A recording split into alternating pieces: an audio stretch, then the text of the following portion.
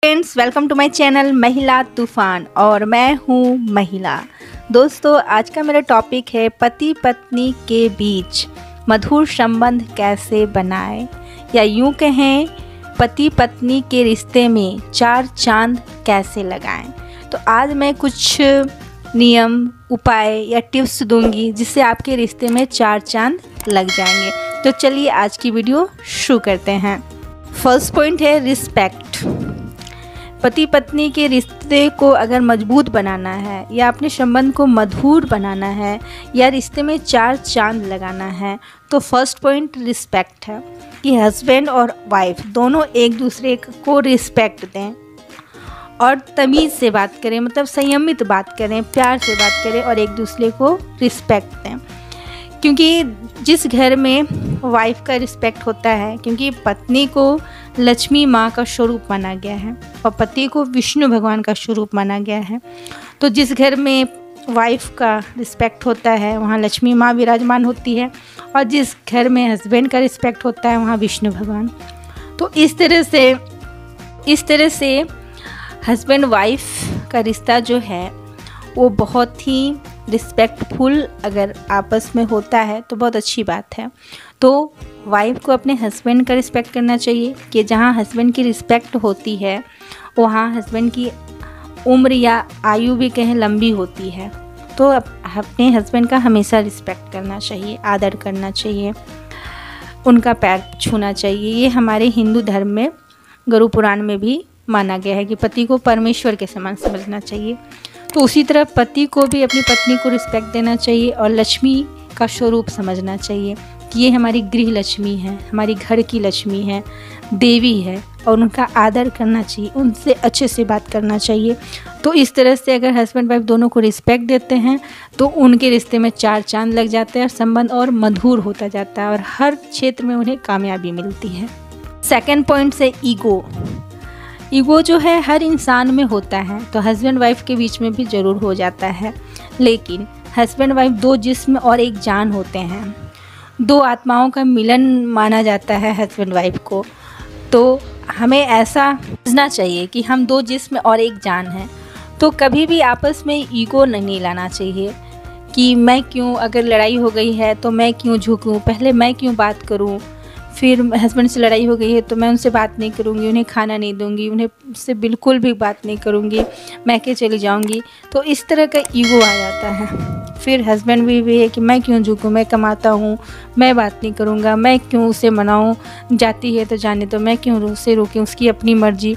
तो इस तरह अगर ईगो आ जाएगा रिश्ते में तो रिश्ते टूटने में देर नहीं लगती है। तो हम बात कर रहे हैं मधुर संबंध बनाने की या रिश्ते के बीच अपने रिश्ते को सुंदर कैसे बनाएं। तो इसमें ये ईगो जो पॉइंट मैं सेकंड पॉइंट्स बता रही हूँ, इस ईगो को हस्बैंड वाइफ के रिश्ते में बिल्कुल भी नहीं आना चाहिए। तो इससे आप परहेज करें। थर्ड पॉइंट से इंसल्ट। सबके सामने पत्नी को ना डांटें, उनका अपमान ना करें, इंसल्ट ना करें। इससे क्या होता है कि तीसरे जो होते हैं घर के और सदस्य या तीसरे बाहर वाले अगल बगल वाले वो बहुत चुस्की लेते हैं, मज़े लेते हैं।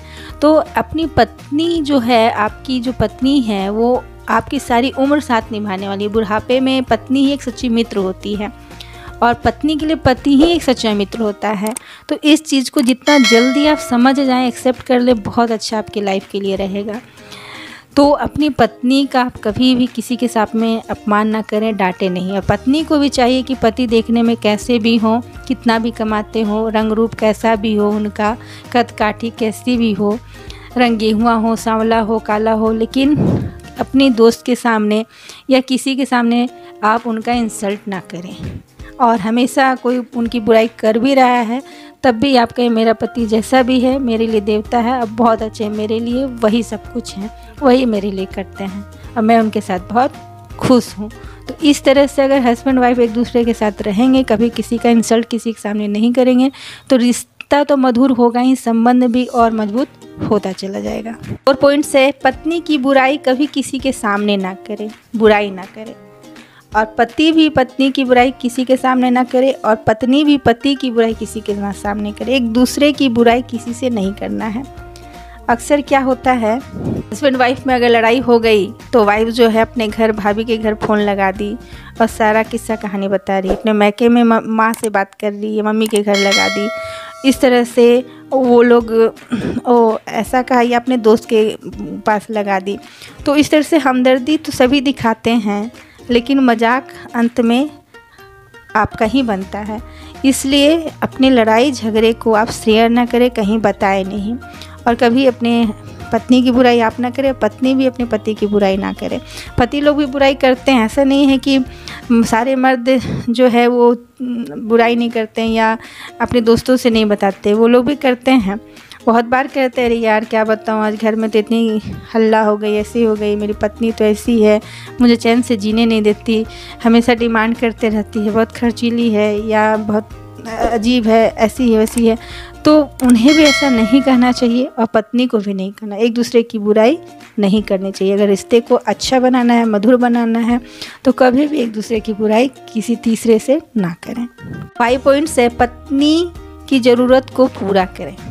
अगर पत्नी कमाती है तो ठीक है, नहीं भी कमाती है तो पति का फ़र्ज बनता है कि पत्नी की हर छोटी से छोटी ज़रूरत को पूरा करें, क्योंकि वो शादी करके आपके भरोसे आई है। अगर वो कमाती है तो ठीक है, अगर नहीं कमाती है, आपका घर सिर्फ संभालती है, तो आपका फ़र्ज़ बनता है कि आप उसकी हर ज़रूरत का ख्याल रखें और उसे खुश रखें, बिन मांगे ही उसकी ज़रूरत को समझें और पूरा करें, जिससे कि उसे भी खुशी हो कि मैं जिससे शादी की हूँ हमारी हर ज़रूरत का ख्याल रखते हैं और हमसे बहुत प्यार करते हैं। तो इस तरह से कभी आपके रिलेशन में कभी कुछ गलत प्रभाव नहीं पड़ेगा, रिश्ते बहुत अच्छे रहेंगे। और पत्नी को भी चाहिए कि पति की हर इच्छा, हर चाहत, हर ज़रूरत को पूरा करें।